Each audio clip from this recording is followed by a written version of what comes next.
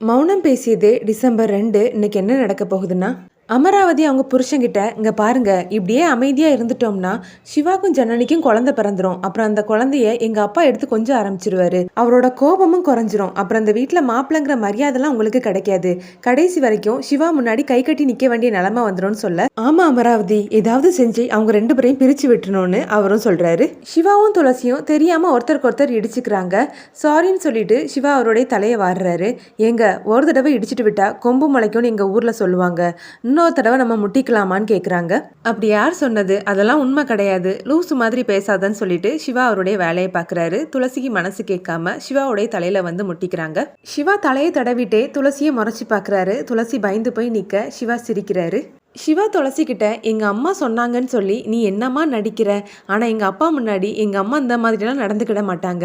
நீ என்கிட்ட எவ்வளோ ஆர்டர்லாம் போடுற பார்த்து, இதை வச்சே கண்டுபிடிச்சிட போறாங்கன்னு சிவா சொல்ல, இவங்க 2 பேரும் பேசுறதையும் அமராவதி ஒட்டு கேட்குறாங்க. இல்லைங்க, எல்லாருக்கும் உண்மை தெரிஞ்சு போச்சுன்னா அத்தை மனசு கஷ்டப்படுமே, அவங்களுக்காக தான் நான் இப்படி நடிக்கிறேன்னு துளசி சொல்றாங்க.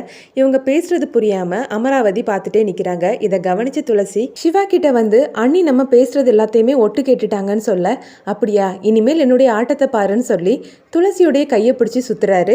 அடுத்த சீன்ல சிவா துளசிக்காக பூ வாங்கிட்டு வர்றாரு. அது யாருக்கும் தெரியக்கூடாதுன்னு சொல்லி பின்னாடி மறைச்சி வச்சிருக்காரு.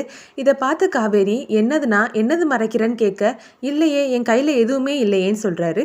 ஆமா, எல்லாரும் இங்க இருக்கிறீங்க, என் பொண்டாட்டி ஜனனியை மட்டும் காணும், அவளை மட்டும் வேலை செய்ய விட்டுருக்கீங்களான்னு கேட்க, என்ன யாருங்க வேலை செய்ய சொல்ல போறாங்கன்னு சொல்லிட்டு துளசி கீழே வராங்க. நான் உனக்காக ஒன்று வாங்கிட்டு வந்திருக்கேன், என்னன்னு சொல்லுன்னு சிவா கேட்க, எனக்கு தெரியலேன்னு துளசி சொல்கிறாங்க. நீ திரும்புன்னு சொல்லி அவங்க தலையில் பூ வச்சு விடுறாரு.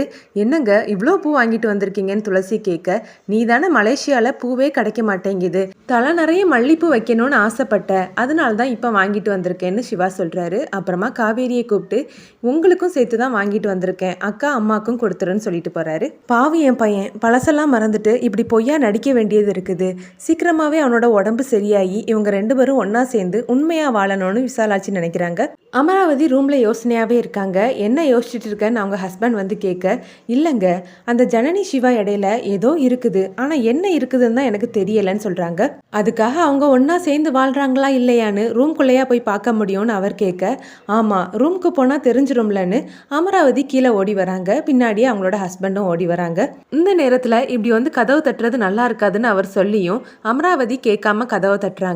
ஐயோ, அண்ணி தான் கதவு தட்டுறாங்கன்னு துளசி சொல்ல, இப்ப என்ன செய்யறதுக்குன்னு அவங்க படுத்திருந்த பாயெல்லாம் மடிச்சு கட்டில் கடியில போடுறாங்க. சிவா துளசி தலையில உள்ள பூவெல்லாம் பிச்சு பெட்ல போடுறாரு. அப்புறமா துளசி போய் டோரை ஓபன் பண்றாங்க. என்னக்கா இந்த நேரத்துல வந்து டிஸ்டர்ப் பண்றேன்னு சிவா கேட்க, இல்லடா, என்னுடைய போன் லாக் ஆயிடுச்சுது, நீ தான் சரி பண்ணி தருவேல, அதனாலதான் வந்தேன்னு சொல்லி சமாளிக்கிறாங்க. எதுவா இருந்தாலும் காலையில பாத்துக்கலாம்க்கா, இப்ப எங்களை டிஸ்டர்ப் பண்ணாதன்னு சிவா சொல்றாரு.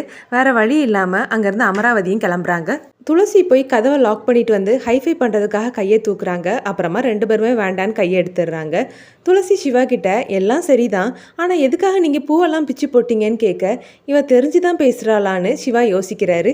அமராவதி ரூம்க்கு போனதும், என்ன கண்டுபிடிச்சிட்டியான்னு அவங்களோட புருஷன் கேட்க, இல்லைங்க, ஏதோ தப்பாக இருக்குது, அந்த ரூமில் ஏதோ சரியில்லைன்னு சொல்ல, எதுவாக இருந்தாலும் இனிமேல் காலையில் பார்த்துக்கலாம், இப்போ போய் படுத்து தூங்குன்னு சொல்ல அவங்களும் போய் படுக்கிறாங்க. காலையில் அமராவதியும் காவேரியும் காஃபி எடுத்துட்டு சிவா ரூமில் என்ன நடக்குதுன்னு பார்க்கறதுக்காக வந்து நிற்கிறாங்க.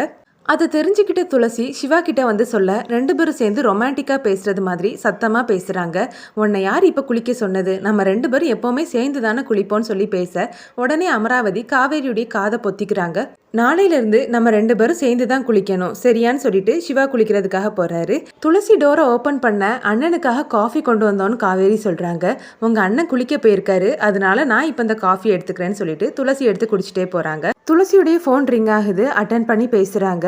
அப்போ அவங்களோட ஃப்ரெண்ட் சுமதி, ஏய் துளசி, நம்ம நினைச்சது மாதிரியே அந்த சேது உங்க ஊருக்கே வந்துட்டான்னு சொல்றாங்க. நிஜமாவாடி, நான் கும்பிட்ட கடவுள் என்னை கைவிடலன்னு சொல்லி துளசி சந்தோஷப்படுறாங்க. சேது சாவித்ரி கிட்ட, அந்த துளசி நாகர்கோயில்ல தான் எங்கேயோ இருந்திருக்கா, நான் வரேன்னு தெரிஞ்சுதான் அவ எஸ்கேப் ஆகி ஓடிட்டான்னு சொல்றாரு. டேய், அவ எங்க இருந்தாலும் கண்டிப்பா அவ ஃப்ரெண்ட் அந்த சுமதிக்கு கால் பண்ணுவா, அவளை நம்ம நோட்டம் போட்டாச்சுன்னா கண்டிப்பா துளசி இருக்க இடத்த கண்டுபிடிச்சிடலான்னு சொல்ல, சேதுவும் ஆமாக்கான்னு சொல்றாரு. துளசி கோலம் போட்டுட்டு இருக்காங்க. அப்ப காவேரி வந்து காரை ரிவர்ஸ்ல எடுக்கிறாங்க. கவனிக்காம துளசி மேல இடிக்க இந்த ப்ரோமோ முடியுது.